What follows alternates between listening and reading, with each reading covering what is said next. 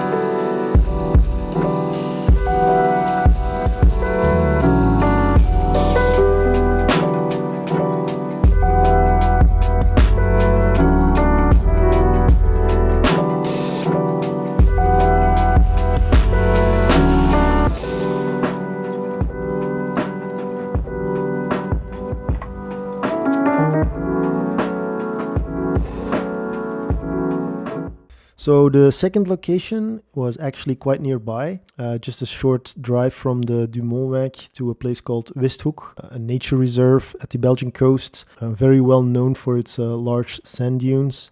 So I could try my hand at a couple of landscape shots, work a bit with the nice colors of the sand and a bit of nature, a bit of greenery mixed in between. Also an opportunity to go and look for this dreamy look and see if it works for both landscapes and portraits.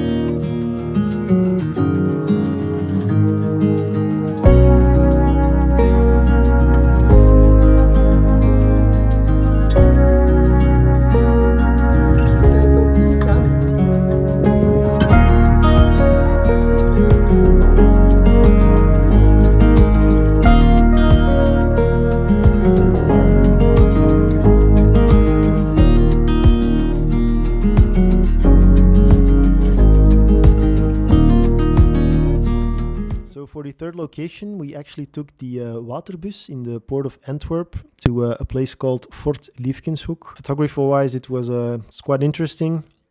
Taking the boat, getting a couple of shots on the boat itself was quite cool. And then within the fort itself, there were some opportunities for landscape, a couple of intimate portraits, and a couple of interactive things that you could do there that also provided a couple of cool shots, I think.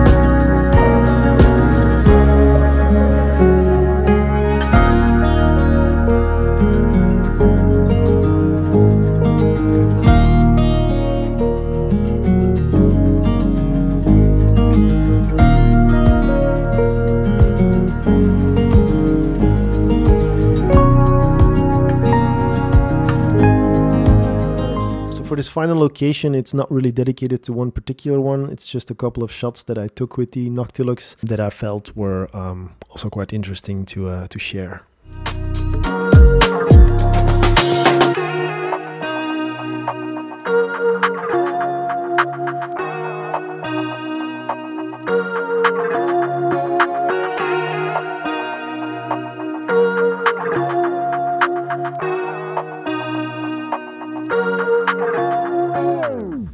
Okay, so this brings us to the final thoughts or the conclusion of this video. Do I like it? Yes, I like it. Would I buy it?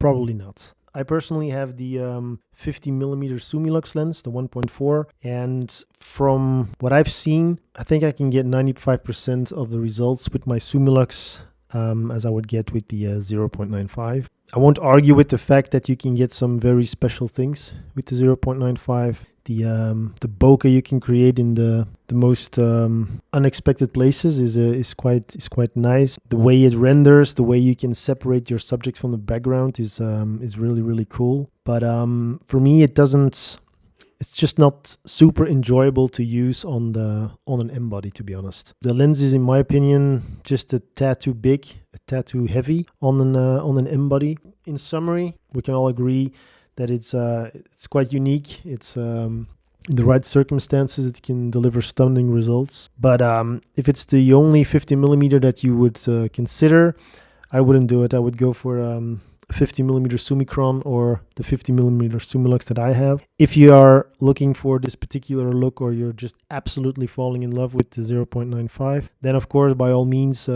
go for it. But in my opinion, I think it's a specialty lens, and if you have a specific need for it, and that need happens often enough because it's a very expensive lens, so in order to justify it, you should use it a lot, in my opinion, then it's worth it. Otherwise, I would just say stick to the Summicron or the Sumilux and invest a part of the budget that you would use for the 0.95 in another one, or in a trip somewhere where you can go and practice your photography. So without further ado, see you in the next one, and happy shooting.